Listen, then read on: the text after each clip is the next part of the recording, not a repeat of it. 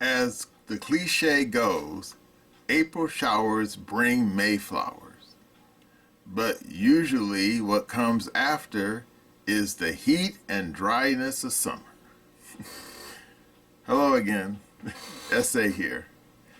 And before the hot weather of the holiday shows up, you should indulge in my new short story, The White Cat, a free exclusive on Substack. The links are down below in description.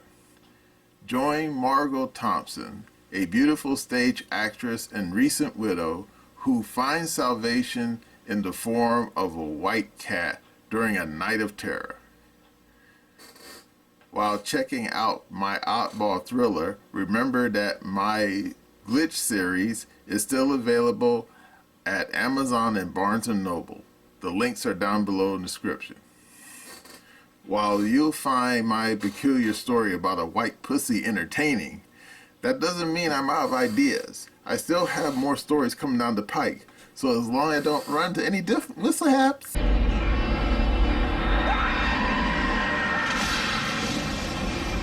You'll see those stories as well. Now let's get back to the video. Who is Kamala Harris? Let's hear it straight from the horse's mouth. Yeah, I am radical.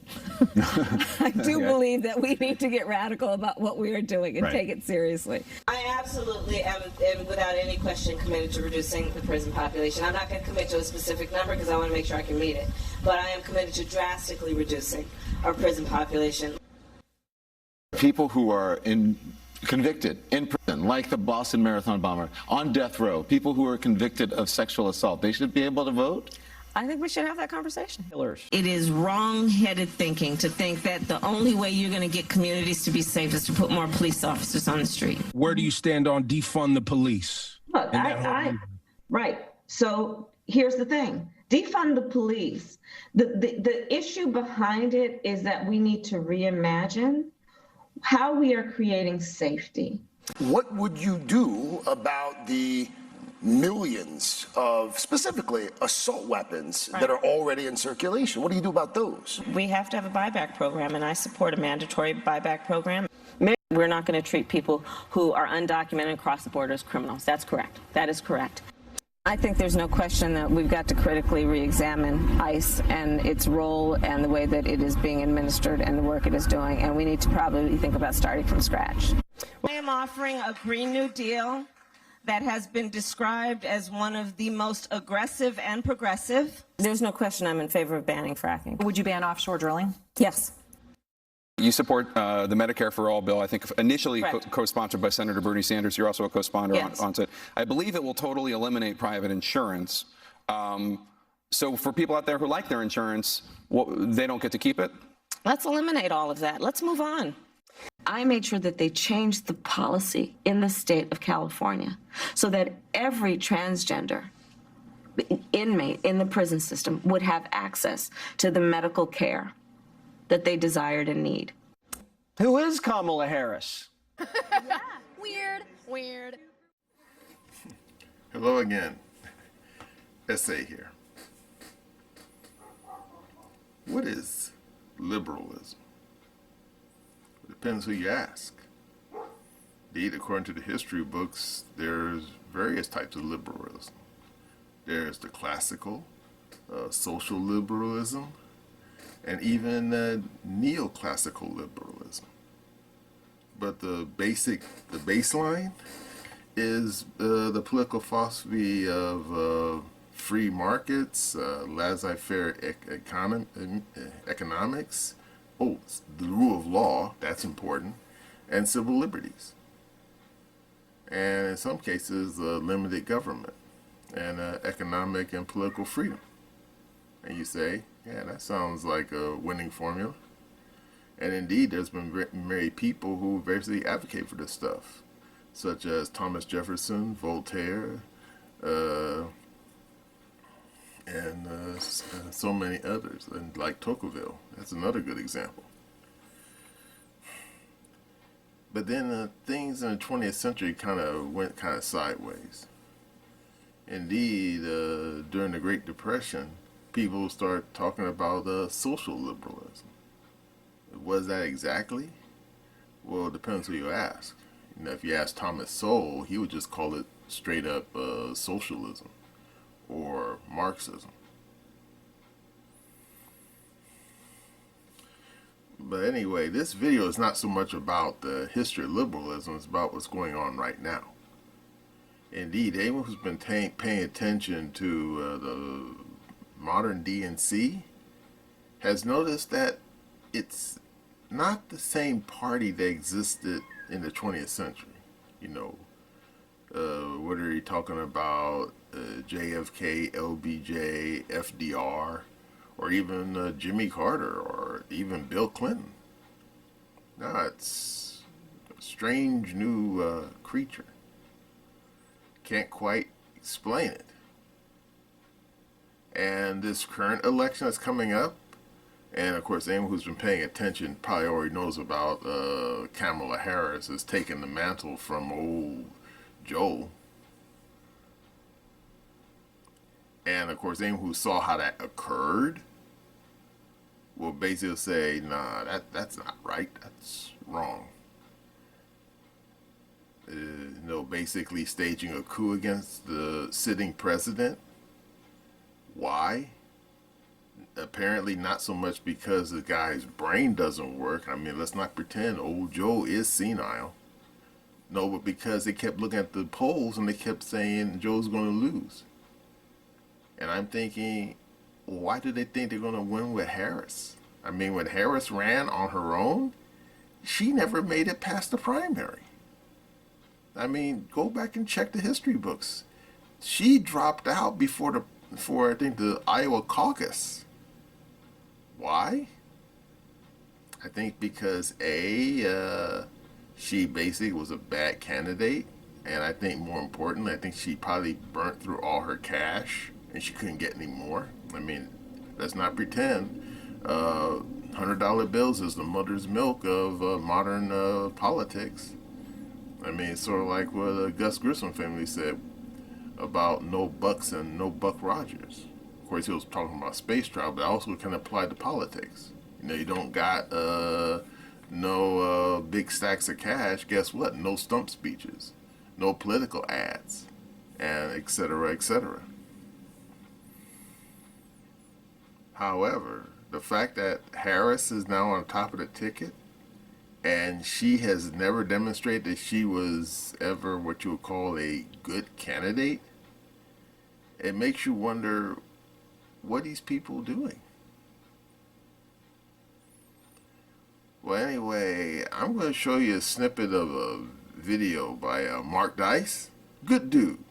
Kind of wacky around the edges, but good dude. And he's going to show you a video, actually part of a Zoom call, most of these people from the DNC, and what you're going to see, you will not believe. Okay, are you ready? Here we go. The latest bizarre turn of events in the 2024 presidential election cycle, and I guess at this point there's a new one every day, some expected, some unexpected, is the Democrats' new talking point is to call Donald Trump and J.D. Vance and Republicans in general weird. We're the weirdos, they say. Some of what he and his running mate are saying, well, it's just plain weird. These guys are just weird. That's who they are. As weird and creepy as J.D. Vance. Super weird idea from J.D. Vance. Yeah, it's not. I mean, it's quite weird. Just plain weird. Just plain weird. Just plain weird. That stuff is weird. They come across weird, and then they start being weird. Yeah, they're weird. Being a really weird. He's such a weirdo. Donald Trump and his weirdo running mate are weird. Deeply and profoundly weird. They are weird. These Republicans just being weird, it's just weird. It's really weird. Republican weirdness goes even deeper. He said a lot of things that are weird, a weird style that he brings. Pete Buttigieg calling someone else weird. This from the same administration that appointed Rachel Levine to be the Assistant Secretary of Health. The same administration that hired Sam Brinton, the gender non-binary luggage kleptomaniac whose hobby was to travel around the country and steal people's luggage from the luggage claims at airports so that he could find more women's clothes to wear. This is all connected to a disinformation smear campaign being waged against J.D. Vance that involves spreading around fake screenshots claiming to be from his best-selling memoir, Hillbilly Elegy, claiming that he wrote that he did you know what with his couch in a very bizarre way. I'm not even going to get into the details, but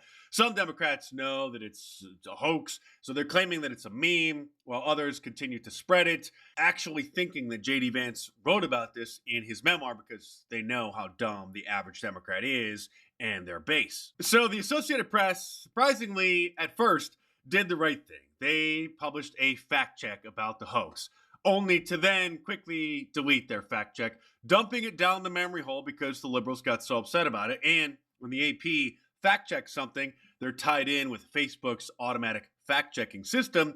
And so when people post that fake news, then it automatically gets flagged. So that then stopped the spread or slowed the spread of the fake news. So the Associated Press literally deleted a fact check so that the fake news could continue to spread far and wide. Page unavailable. This story did not go through our standard editing process and has been removed. Again, not that the fact check was wrong, it's because the fact check was correct, and they deemed the story not worthy of being fact checked. It's just a silly joke. It's just an internet rumor. It's just a meme. And so it doesn't warrant a fact check from the Associated Press, they said. This is the kind of fake news that the fact checkers actually should be fact checking, especially when the perpetuators of this hoax cited page numbers of the alleged excerpt. And so the Associated Press did their due diligence. They searched the book for the terms couch and sofa and other terms, never found anything, and consulted with other people who had read the book. And then they concluded, of course, that there is no such reference in the book whatsoever. What is weird, however, is yesterday there were two online Zoom conferences, one for white women for Kamala, the other white dudes for Kamala, and here's just a sample of that weirdness. Hi, everybody. I am so honored to speak today. I am like shaking to just be among such incredible company. We are here because, as if you were here earlier, you've heard BIPOC women have tapped us in as white women to step up, listen, and get involved this election season. BIPOC, by the way, if you're not up to speed with your latest culture Marxist terminology, means Black, Indigenous, and people of color. It's a buzzword meaning all non-white people, essentially. We are here because, as if you were here earlier, you've heard BIPOC women have tapped us in as white women to step up, listen, and get involved this election season. To listen, white women need to sit down and listen to the expert BIPOCs. Tell them what they need to be doing. So tonight, I'm going to share some do's and don'ts for getting involved in politics online and navigating the toxicity that comes with it. And spoiler alert, as much as the toxicity can come from the outside, it can come from us too. I think it's safe to say she is talking about white privilege, right? Wait for it. As white women, we need to use our privilege to make positive changes. If you find yourself talking over or speaking for BIPOC individuals, or God forbid, correcting them, just take a beat. And instead, we can put our listening ears on. So never correct a non-white person when they make a mistake, when they're spewing nonsense, or they're spreading fake news. But buckle up, because the white dudes for Kamala's Zoom conference is even more cringe. You've got some big Democratic names who are set to be on this Zoom call. You have David Hogg, who is with us right now. You have Roy Cooper, the former governor of North Carolina. You have Transportation Secretary Pete Buttigieg, Congressman Adam Schiff. Lots of big names. Big stars. They're all heroes. Here's the organizer, and yes, he is even weirder than you could possibly imagine. And that happens at the same time as the myths around America that we grew up with, that we as men are expected to be protectors and providers, are going out into an economy that doesn't really allow for that, especially for working class folks. This clown does not qualify as a dude, and I guarantee you that he hasn't eaten protein in 15 years. And is so weak that he couldn't even carry a half a gallon of milk from the refrigerator to the breakfast table. And sort of like compounding on that, masculinity as a trope has been co-opted by the MAGA right into something that feeds into and exacerbates the loneliness epidemic, as well as the mental health crisis that many face that end up leading to really destructive behaviors. So because conservative men, or the MAGA right as he calls us, are normal and we're not a bunch of sissies and soy boys and we're traditionalists, we either work hard jobs that keep us fit and strong, or we go to the gym and eat a lot of protein and maintain the traditional roles that society has had ingrained in our DNA since the liberal pandemic hit. Now he feels bad about himself, and he and millions of others obviously are having a mental health crisis, and it's our fault just for existing. We aren't the only ones that are hurt by these things. Black and brown people, LGBTQIA plus people, especially trans women and indigenous people, and all sorts of other folks in our society who've been historically and often still today are marginalized and being hurt. Marginalized. They're actually idolized. They're put on pedestals every day, everywhere by the liberal media industrial complex.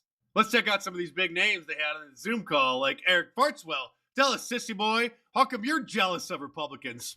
Recently, I walked in a parade in my hometown of Dublin, California, and we always pass out rubber duckies in every parade. It was the first parade that I asked my children to join me. And so I had my 7-year-old and my 5-year-old, they're working the parade, they're passing out duckies. And my 7-year-old Nelson walks up to a little girl to give her a little rubber ducky with the campaign logo on it. And as she hands the girl the ducky, this older guy standing behind her, who I think is probably her dad, looks at my son and he says, "We're for Trump." And my son looks at me and then he looks back at the guy and he said, "Who's Trump?"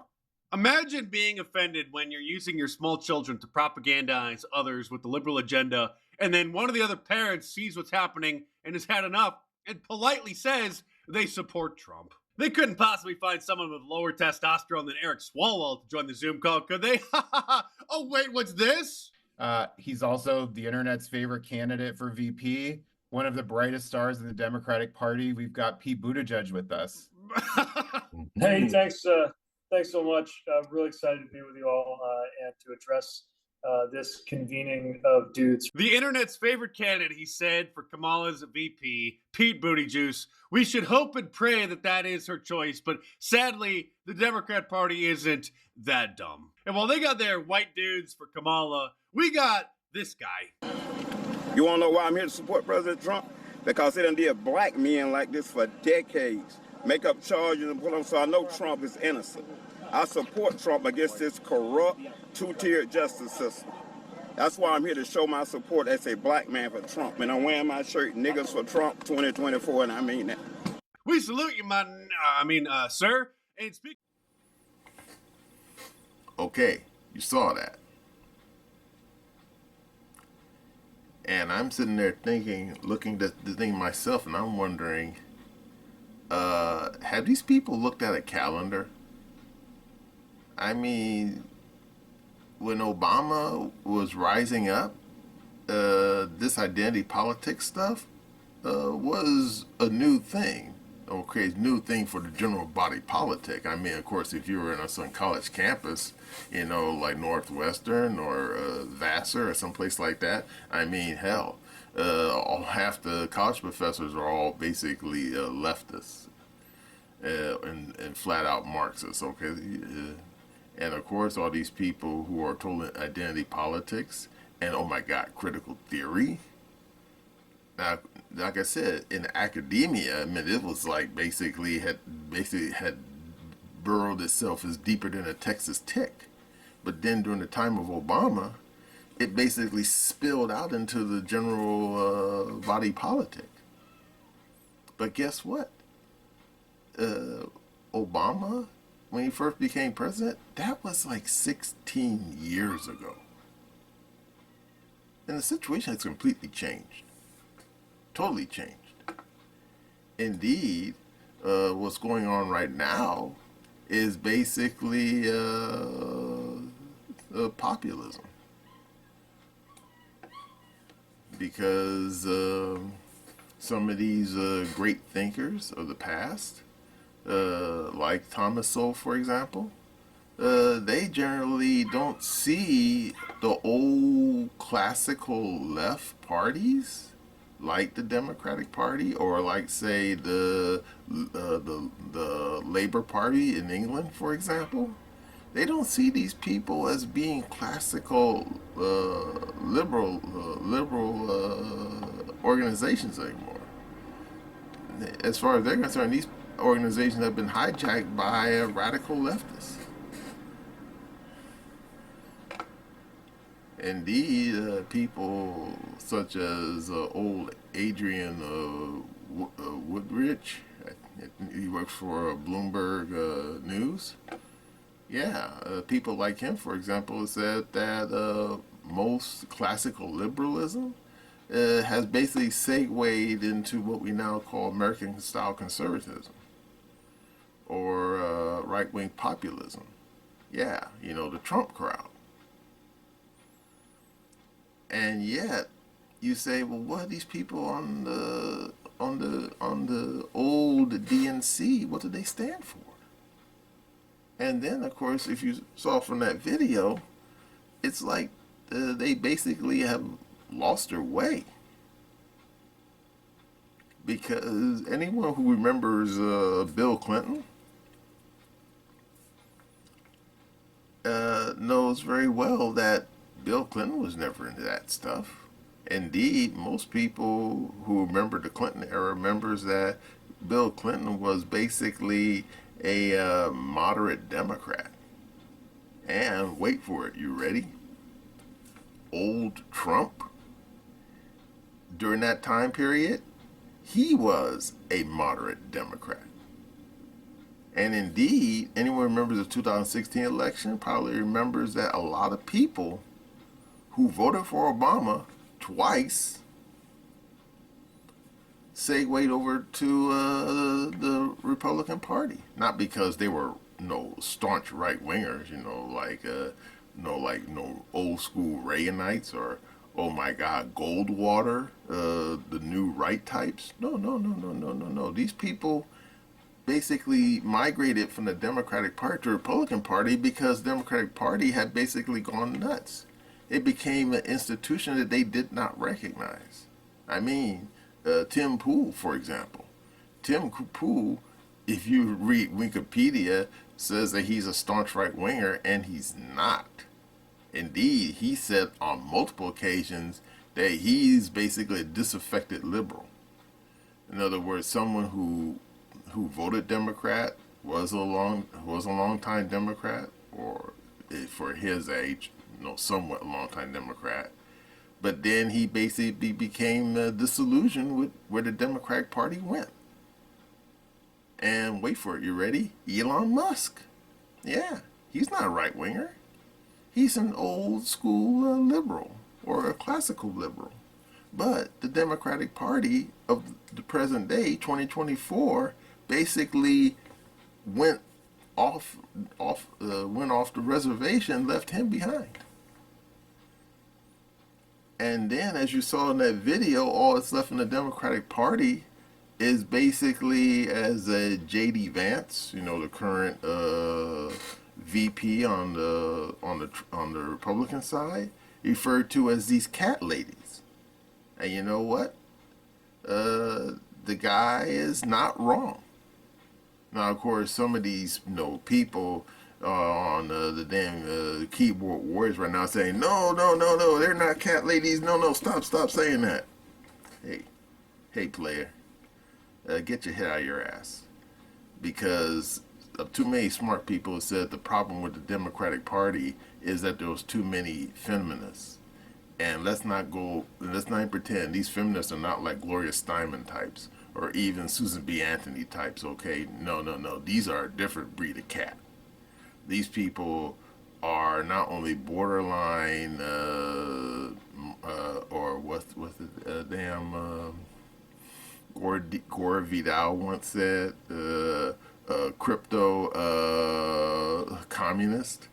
These people are basically lunatics. I mean, there's something wrong with their brain. Something happened up here.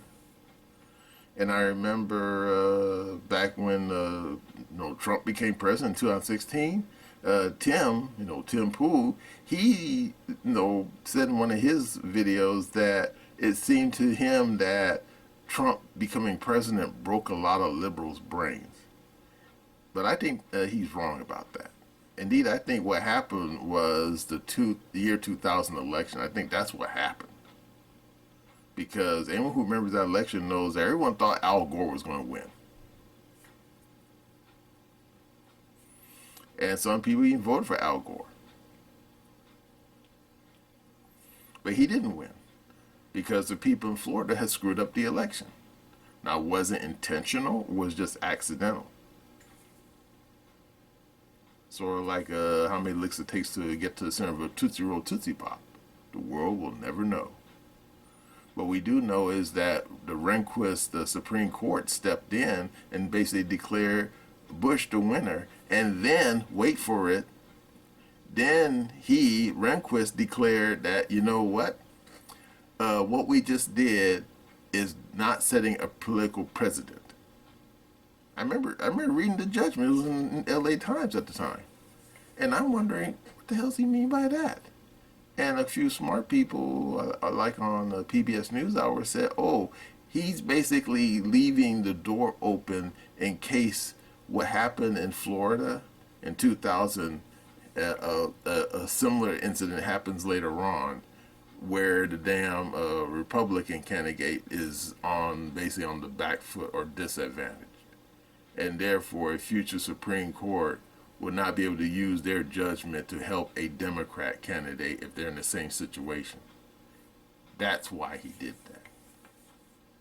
And I think that broke a lot of Democrats' brains. Because you got to remember, that was the first time that ever happened in American history where the Supreme Court decided who the president was. Even though if you look at the Constitution, that's not how it works.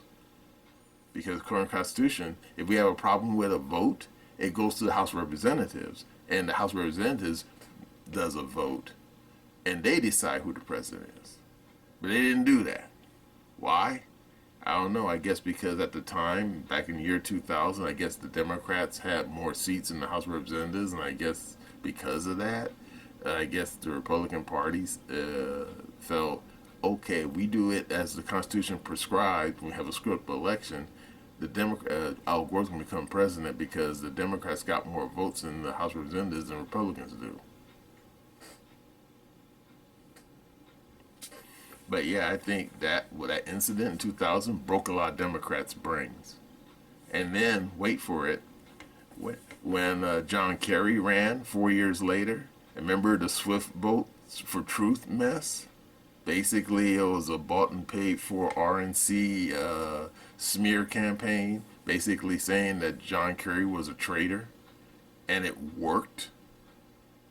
I think that was the last straw for many people in the DNC side.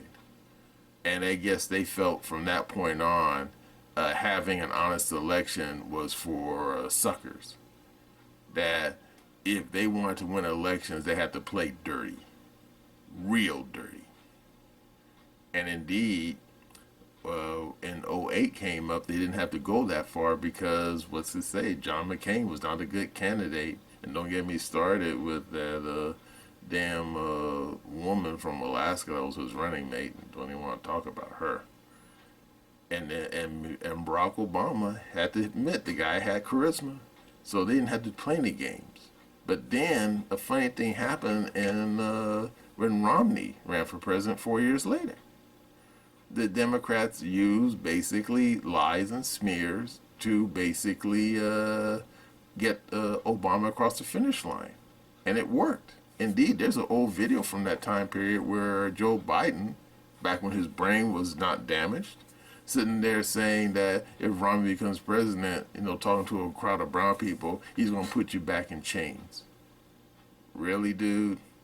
I mean, Romney's a hedge fund guy. He's not even into identity politics, anything.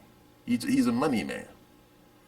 And I remember after the election, someone, I forgot, some news reporter, I forgot who it was, confronted one of the people who was shilling for Obama about the lies and smears they used to win the election. And the guy someone in Congress at the time, I don't think they're there anymore, but I remember they were confronted about the lies and smears they said against Romney, and the clown's reply was, well, Romney's not president, isn't he? They said that. So what does that tell you? It tells you that the DNC, yeah, there are some people in DNC who are clearly leftists. They're not classical liberals. But I think as far as the leadership is concerned, I think their brains got broken by George W. and the shenanigans that the Republicans did back in those days. And since then, they basically have forgot what integrity means.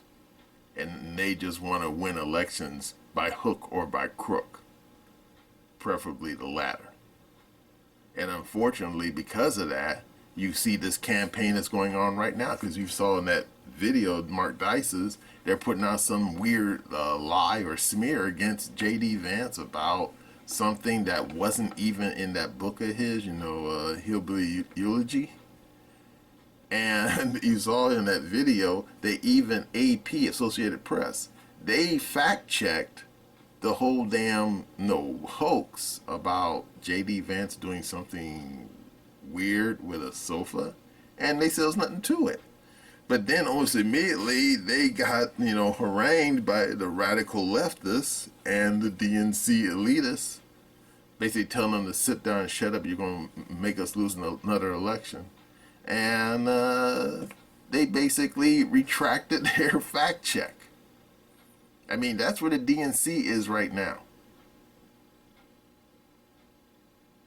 But of course, there's hope for the DNC, because look what happened to the RNC.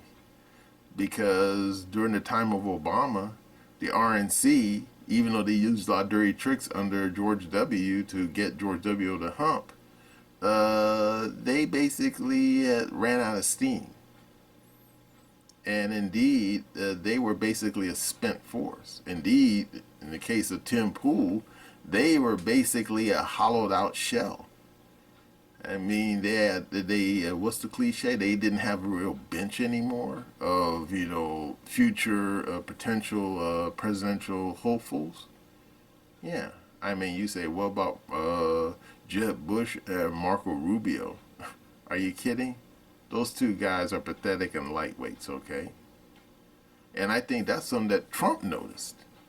I mean, Trump was not a Republican. He was basically a old school Democrat going back decades. But he saw, being a businessman, that the RNC was like an overripe plum, low-hanging fruit, there for the taking.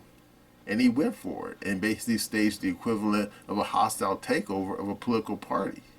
And even though the RNC elites basically resisted him, in the end, if anyone who saw what happened in the damn Republican convention just recently, the RNC has been transformed just on the force of Trump's personality into a right-wing populist party.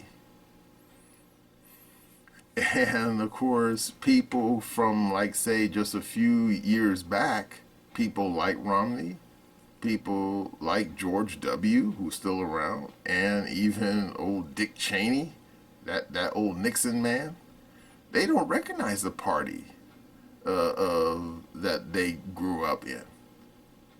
And I'm thinking, yeah, just like people like me don't recognize the Democratic Party anymore.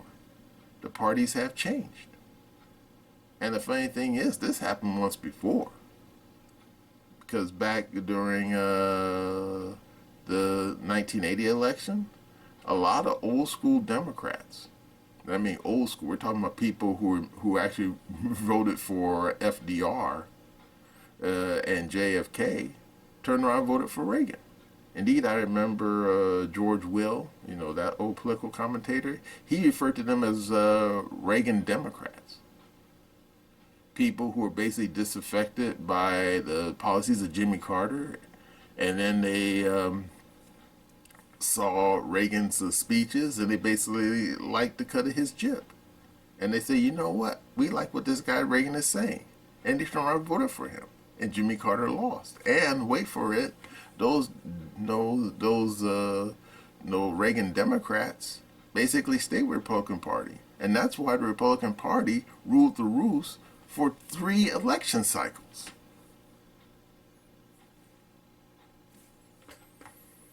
And I'm thinking that as far as the political parties are currently where they are, you know, ideologically, and I guess in the case of Democrats, psychologically, you're just going to see more disaffected Democrats voting for the Republican Party, or I should say voting for Trump. Because you saw in that video, at Mark Dice's video, saw that black guy wearing that